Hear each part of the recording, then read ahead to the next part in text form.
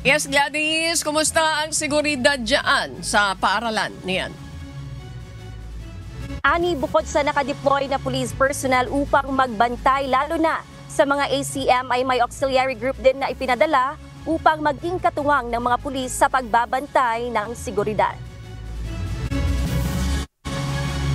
Inaasahang buboto si Vice President Sara Duterte dito sa Daniel R. Aguinaldo National High School sa Matina, Davao City.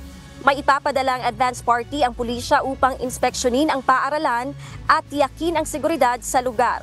At K9 units para matiyak na walang banta sa seguridad at maiwasan ang anumang aberya o pag-aantala sa pagboto ng pangalawang Pangulo.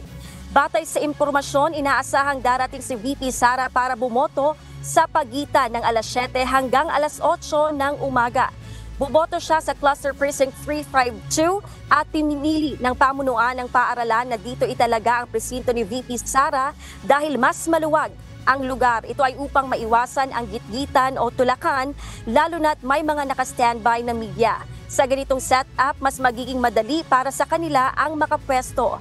Nakausap natin ang head teacher ng paaralan, si Mr. Elenito Escalante, at ayon sa kanya, walang special treatment na ibibigay. Ganun pa man, nakahanda ang mga guro na tumulong o umalalay sakaling mangangailangan ng assistance. As early as 5 a.m. may mga butante nang dumating upang bumoto at dito nga sa paaralang ito, may 16 na classrooms ang itinalaga para gamitin sa buong araw na ito, kabilang na ang mga waiting area o holding room. Dito sa Daniel R. Aguinaldo National High School, tinatayang nasa 8,000 hanggang 10,000 botante ang inaasahang dadagsa ngayong araw. Sa ngayon ay wala pa tayong natatanggap na reklamo sa isinasagawa ngayong botohan. At kung maaalala natin, dito rin bumoto si dating Pangulong Rodrigo Roa Duterte.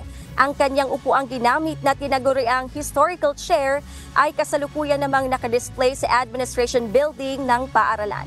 Ani, as early as 3:30 kanina ay dumating na nga dito sa paaralan ang mga guro na magsisilbing electoral board at around 4 a.m. naman ay ipinasok na ang mga balota at ACM na gagamitin sa buong araw na botohan. Ang isa sa mga natapos ng bumoto ay isang senior citizen na babae.